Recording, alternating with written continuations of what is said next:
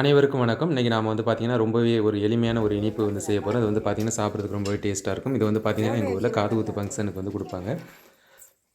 இதுக்கு பேர் வந்து பார்த்தீங்கன்னா, காப்பரிசின்னு சொல்லுவோம். இது வந்து பார்த்தீங்கன்னா, நம்ம பச்சரிசி வந்து பார்த்தீங்கன்னா, ஒரு 10 நிமிஷம் ஊற வச்சுட்டு நல்லா கழுவி இப்போ நம்ம பார்க்குறது மாரி அரைச்சு எடுத்துக்கலாம்.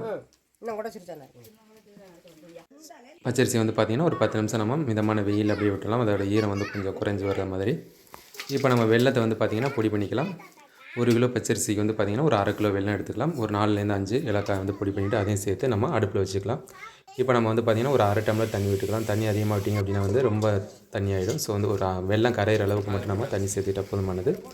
இதுக்கு வந்து பார்த்திங்கன்னா, நம்ம ஒரு 1/2 கிலோ அளவுக்கு பொட்டுக்கடல, ஒரு 2லேருந்து 3 மூடி வந்து தேங்காய் வந்து சின்ன சின்ன பல்லா வந்து கட் பண்ணி எடுத்துக்கலாம். பொட்டுக்கடலை தண்ணியில் நல்லா கழுவி எடுத்துக்கலாம். பச்சரிசி வந்து பார்த்திங்கன்னா, ஓரளவு நல்லா காஞ்சிருச்சு. இப்போ நம்ம அதை வந்து எடுத்துகிட்டு வந்துடலாம். வெல்லம் வந்து பார்த்திங்கன்னா, நம்ம பாகு பதத்துக்குலாம் வர தேவையில்லை. அந்த வெல்லம் வந்து நல்லா கரைஞ்சி வந்தாலே போதுமானது.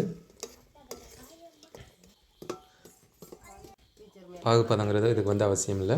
ஸோ இப்போ பார்த்திங்கன்னா, வெல்லம் வந்து ஓரளவு நல்லா கரைஞ்சி வந்துடுச்சு. இப்போ நம்ம கட் பண்ணி வச்சுருக்க தேங்காயை அது கூட சேர்த்துக்கலாம். கூடவே வந்து நம்ம பொட்டுக்கடலையும் சேர்த்துக்கலாம். பொட்டுக்கடலை தேங்காய் ரெண்டுமே வந்து ஓரளவு நல்லா அதில் அந்த பச்சை வாசனை போகிற வரைக்கும் நல்லா வந்து அப்படி வதக்கிக்கலாம். இப்போ நம்ம இது கூட வந்து ரெடி பண்ணி வச்சுருக்க பச்சரிசி சேர்த்து நல்லா கலந்து விட்டுக்கலாம். பச்சரிசி சேர்த்ததுக்கப்புறம் பார்த்திங்கன்னா, ஒரு 2லேருந்து 3 டைம் வந்து நல்லா கலந்து விட்டு நம்ம அடுப்புலேருந்து எடுத்துடலாம். ஏன்னா வந்து பார்த்திங்கன்னா, அடி பிடிச்சிடும்.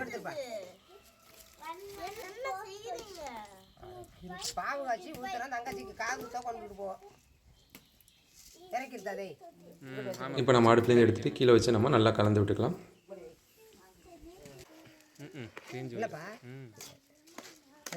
இது வந்து பார்த்திங்கன்னா, பார்க்குறதுக்கு ரொம்பவே எளிமையாக இருக்கும். செய்கிறதும் ரொம்பவே ஈஸி. சாப்பிட்றதுக்கு வந்து பார்த்திங்கன்னா ரொம்பவே டேஸ்ட்டாக இருக்கும். பொதுவாக கிராமங்கள் வந்து பார்த்திங்கன்னா, காது குத்து ஃபங்க்ஷனுக்கு வந்து இந்த ஸ்வீட் வந்து கண்டிப்பாக வந்து கொடுப்பாங்க. அப்படியே எடுத்துக்க 2. இந்த ரெசிபி உங்களுக்கு பிடிச்சிருந்தது அப்படின்னா நீங்களும் உங்கள் வீட்டில் ட்ரை பண்ணி பாருங்கள். உங்களோட வீடியோ பிடிச்சிருந்தது அப்படின்னா மறக்காம நம்மளோட சேனலுக்கு சப்ஸ்கிரைப் பண்ணுங்கள். முடிஞ்சால் உங்களோட ஃப்ரெண்ட்ஸுக்கும் ஷேர் பண்ணுங்கள். வாங்கி வச்சு நம்மளோட சேனலை தொடர்ந்து பாருங்கள். நன்றி.